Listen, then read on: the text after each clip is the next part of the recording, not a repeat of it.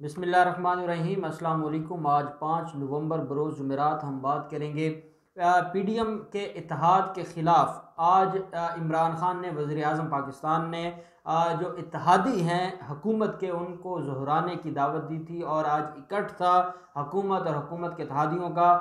बड़ी अहम डिस्कशन हुई, बड़े अहम फ़ैसले हुए और अपोजिशन को टफ़ टाइम देने के लिए कुछ ऐसी चीज़ें डिस्कस की गई हैं और कुछ ऐसे पॉइंट्स के ऊपर इत्तेहादियों को एतमाद में लिया गया है, वो मैं आपके साथ शेयर करूंगा जो बड़े ही अहम हैं। लेकिन उससे पहले मैं चाहूँगा आपको एक केस के बारे में थोड़ा सा इन्फॉर्म करना, और वो ये है कि 30-31 अगस्त 2014 जब पाकिस्तान अवामी तहरीक और पाकिस्तान तहरीक इंसाफ का धरना चल रहा था, उस वक्त जब 3 लोगों की डेथ होती है, 3 लोगों को कत्ल किया जाता है, रियासती दहशतगर्दी होती है, 560 लोगों को ज़ख्मी किया जाता है, तो उस केस में जो शाह महमूद कुरैशी हैं उनकी मुद्दत में एक दावा फाइल होता है, एक FIR दर्ज होती है और उस FIR में नवाज शरीफ, शहबाज शरीफ, चौधरी निसार, असनाउल्लाह और ये पूरी जो एक गैंग है, इन सारे लोगों को उसमें रखा जाता है और इनको नामजद किया जाता है।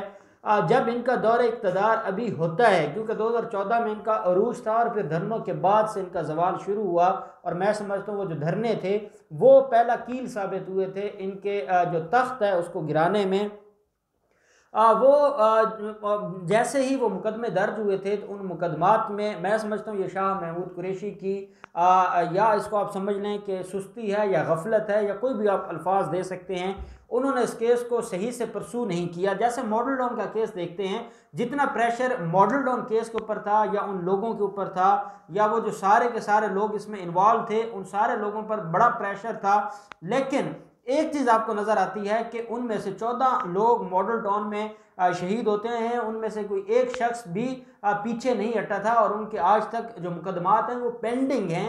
ये नहीं है कि कोई मुकदमा खारिज हो गया है या इन्होंने वापस ले लिया है या ये लोग वहाँ पेश नहीं होते या इनकी वकला टीम नहीं जाती, ऐसी हरगिज़ कोई बात नहीं है।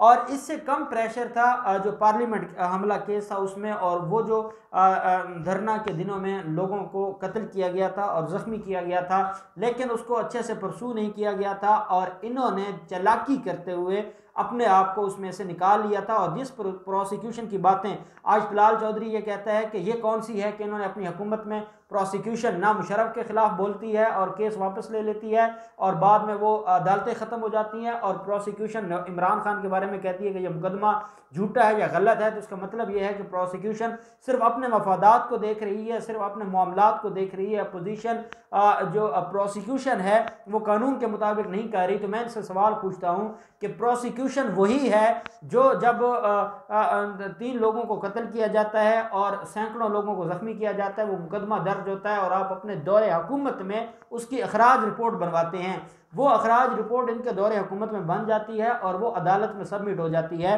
अप्रूवल के लिए। जब वो अदालत में सबमिट होती है तो शाह महमूद कुरैशी की तरफ से एक दरख्वास्त चली जाती है, उसको चैलेंज किया जाता है। शाह महमूद कुरैशी क्योंकि मुद्दई हैं उस FIR के, वो चैलेंज करते हैं, इमरान खान की हुकूमत आ जाती है और वो मामला दोबारा से उठ जाता है। लेकिन क्योंकि प्रोसिक्यूशन के पास ये अख्तियार मौजूद है कि वो जब किसी के बारे में ये समझती है कि इनके मुलव्वस होने का कोई भी सबूत नहीं मिला तो वो मुकदमा खारिज कर देती है। और ये अक़दाम कत्ल के मुकदमा था और अक़दाम कत्ल के मुकदमा में जो प्रोसिक्यूशन का स्टांस था कि इनके खिलाफ मुकदमा दर्ज नहीं, इनके खिलाफ मुकदमा में कार्रवाई नहीं हो सकती, जो उस वक्त ये लिखवा कर गए थे वही अदालत ने कायम रखा है और नवाज शरीफ, चौधरी निसार और इस पूरे गैंग को उस FIR में बरी कर दिया है और उस FIR में इनकी जो अखराज रिपोर्ट है उसको अप्रूव कर लिया है। और ये जो पिछले 3 दिन से कह रहे थे कि इमरान खान को ये फ़ायदा पहुंचा, इमरान खान के खिलाफ चलान सबमिट हुआ है, चलान सबमिट होने के बाद फ़र्द जुर्म लगी है और फिर बरीयत की दरख्वास्त आई है और बरीयत की दरख्वास्त में ये सारा मामला हुआ है और उनको एक्यूट किया गया है। आपकी तो प्रोसिक्यूशन घर से लिख के लाई थी कि ये बेगुनाह है और अखराज रिपोर्ट बना कर लाई थी, और आज फिर आप बातें करते हैं और आप मामलात को सियासी रंग देने की कोशिश करते हैं। ऐसा नहीं चलेगा और आप जो झूठ बोलेंगे उसका जवाब भी आपको मिलेगा। दूसरी तरफ हम देखते हैं आज ज़हराने की दावत थी जो हुकूमती इत्तेहादी हैं, ये बड़ी अच्छी काविश है और ऐसा होना चाहिए कि हुकूमत और हुकूमत के इत्तेहादियों को एक प्लेटफॉर्म पर बैठना चाहिए और ये महीने में कम से कम एक दफ़ा ऐसी जो गेट टुगेदर है ये ज़रूर होनी चाहिए। उसकी वजह यह है कि इत्तेहादियों के जो शिकवे हैं या वो जो मसाइल उनका दिमाग ये समझता है कि ये मसाइल हैं तो वो अपने लेकर आएँ। बदकिस्मती है हमारी सियासत की, हमारे मुल्क की सियासत की। इत्तेहादी कौन है जी? काफ लीग है। इत्तेहादी कौन है? MQM है। इत्तेहादी कौन है? पीर पगाड़ा है। इत्तेहादी कौन है? फहमीदा मिर्ज़ा है। अब ये सारे लोग वो हैं क्योंकि इमरान खान को प्री प्लान तरीके से जो मेजॉरिटी नहीं दी गई थी और इमरान खान को हुकूमत बनाने के लिए इन लोगों की ज़रूरत थी।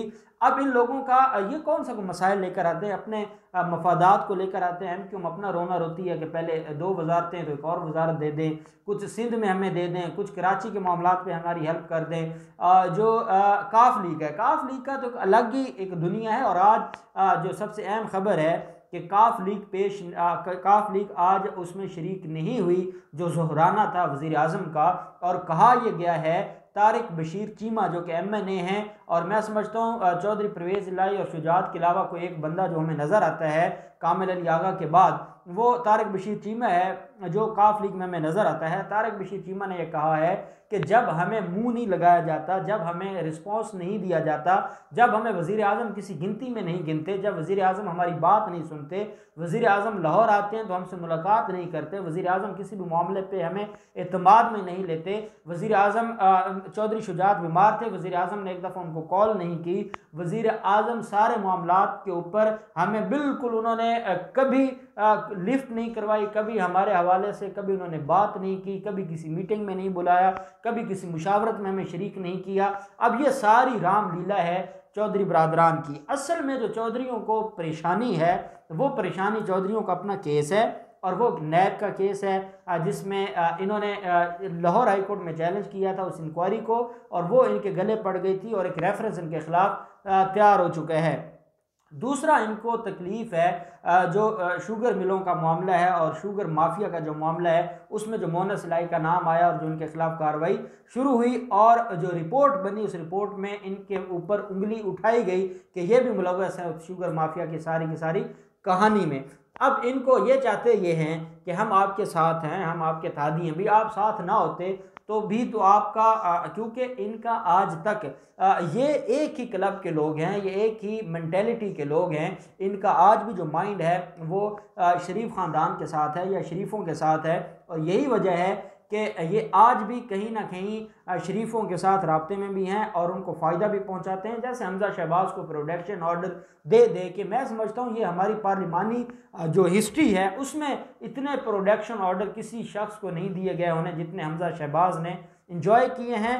और वही वजह है कि क्योंकि इनका बड़ा करीबी तल्लक है और इस बुनियाद पर आज पहले भी एक दफ़ा इशाइया हुआ था, इसमें काफ लीग ने अलग से इशाइया रख लिया था, आज भी ज़ोहराना था। ये क्या चाहते हैं? ये चाहते हैं मीडिया को ये दिखाना, कौम को ये दिखाना कि अपोजिशन कौम को ये दिखा सके कि इत्तेहादी तो आपस में इकट्ठे नहीं है, वो हमारे खिलाफ क्या इकट्ठे होंगे। और काफ लीग से कुछ नहीं होता। काफ लीग सिर्फ ये चाहती है कि अगर इमरान खान कोई लोगों को इकट्ठा कर रहे हैं या कोई इत्तेहाद कर रहे हैं तो उसके बाद आप उसको बदनाम करें या उसको नुकसान पहुँचाएँ।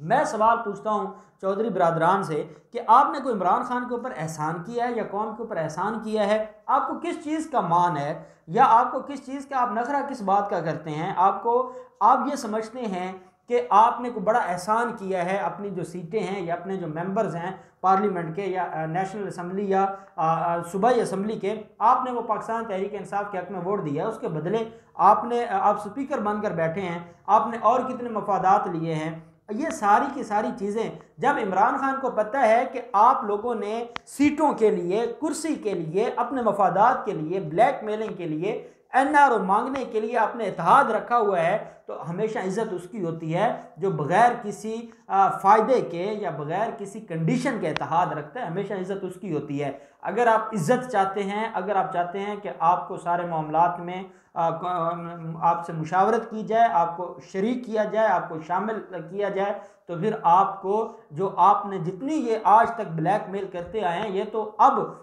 अल्लाह ने ये किया है कि उस्मान बुज़ार की जो हुकूमत है वो कुछ स्ट्रॉन्ग हुई है। नहीं तो उस्मान बुज़ार को आप डेली बेसिस पर धमकियां लगाते थे और आप उनको ब्लैकमेल करते थे कि हम आपकी हुकूमत गिरा देंगे। और कई दफ़ा ये बातें सुनने में आई कि पंजाब में हुकूमत गिरने वाली है। अब नून लीग को जब नून लीग का जवाल शुरू हुआ है और नून लीग के लोग दिन ब दिन कम होते जा रहे हैं, तो अब ये मामला ठंडा हुआ है और आपको अब परेशानी हो रही है कि कोई आपको पूछ नहीं रहा। तो मैं समझता हूँ कि चौधरियों के साथ बिल्कुल ठीक हुआ है, उनका आना ना आना कोई फ़र्क नहीं पड़ता और वो अब हुकूमत छोड़ भी नहीं सकते। किसके साथ जाएंगे? नून लीग के साथ जाएंगे। नून लीग तो पहले टूट चुकी है। बाकी अपोजिशन के हालात आपके सामने हैं। इमरान खान ने इत्तेहादियों को बुला के आज इस बात का इयादा किया है कि जो मसाइल हैं 2.5 साल हमारे पास रह गए हैं, महंगाई के हवाले से और बाकी जो मामलात हैं उस हवाले से हम मज़ीद इक़दामात करेंगे।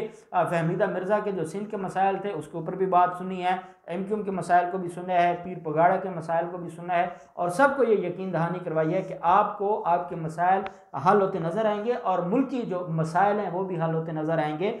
और उसके हवाले से मैं समझता हूँ कि उस्मान बुज़दार ने आजकल जो सहूलत बाज़ार और वहाँ पर विज़िट करना शुरू किया, उकाड़ा के जो डिप्टी कमिश्नर हैं उनको ओहदे से फारिग किया है क्योंकि वहाँ पर चीज़ों की कमी थी। दीपालपुर में जो असिस्टेंट कमिश्नर हैं उनको फारिग किया है। तो मैं समझता हूँ काम शुरू हो गया है और हुकूमत को ये बात याद रखना होगी, अगर महंगाई पे कंट्रोल कर लें, जो इनकी फॉरेन पॉलिसी है और जो इनकी माफिया के खिलाफ पॉलिसी है, कौम उस पर बहुत ज़्यादा खुश है। अगर महंगाई पे कंट्रोल कर लें और अपनी पॉलिसी और अपनी ये जो टीम है जो वो मजबूत हो जाए तो फिर मसाइल हल हो सकते हैं। हम दुआ करते हैं कि अल्लाह पाक पाकिस्तान का हामी नासिर हो और पाकिस्तान इन मसाइल से छुटकारा हासिल कर सके। बहुत शुक्रिया। अल्लाह हाफिज़। पाकिस्तान जिंदाबाद।